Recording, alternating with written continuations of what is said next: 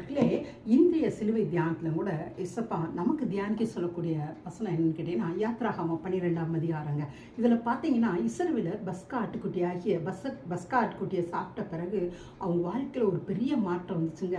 அடிமைத்தனத்தின் நுகம் முறிக்கப்பட்டுச்சுங்க. அது வரைக்கும் அவங்க என்ன செய்தாங்கன்னா, எகிப்தியருக்கு பயங்கரமான அடிமைகளாக இருந்தாங்க. அவங்க மேலே கூட பார்க்க முடியாதுங்க. ஒரு மனுஷனாக கூட அந்த மனித இஸ்ரவேலர் அன்றைக்கு மதிக்கப்படலைங்க. அவங்களோட வாலிபர்கள் அனுதினம் இறந்தார்கள், குழந்தைகள் இறந்தார்கள். அதை குறித்து எகிப்தியர் மைண்டில் கூட ஏற்றுக்கலைங்க. அந்த அளவுக்கு இஸ்ரவேலர் ஒரு அடிமைத்தனத்தின் நுகத்தில் இருந்தாங்க. அப்பேற்பட்ட இஸ்ரவேலர் எப்போ விடுவிக்கப்பட்டாங்கன்னா, என்றைக்கு பஸ்கா ஆட்டுக்குட்டி அவர்களுக்காக அடிக்கப்பட்டதோ அன்றைக்கு அவங்களுக்கு ஒரு பெரிய விடுதலை வந்துச்சுங்க. இன்றைக்கும் கூட நம்முடைய பஸ்காவாகிய கிறிஸ்து இருக்காருங்க. அவர் நீங்கள் ஏற்றுக்கொள்ளும் போது உங்களோட வாழ்க்கை என்ன நடக்குதுன்னு கேட்டீங்கன்னா, மனித அடிமைத்தனத்திலிருந்து நீங்கள் விடுதலை ஆகிறீங்க.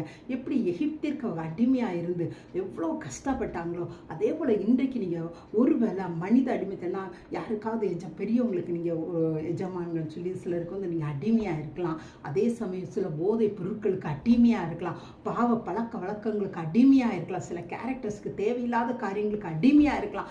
அதிலிருந்து ஏசப்பா அவங்கள விடுவிப்பாருங்க.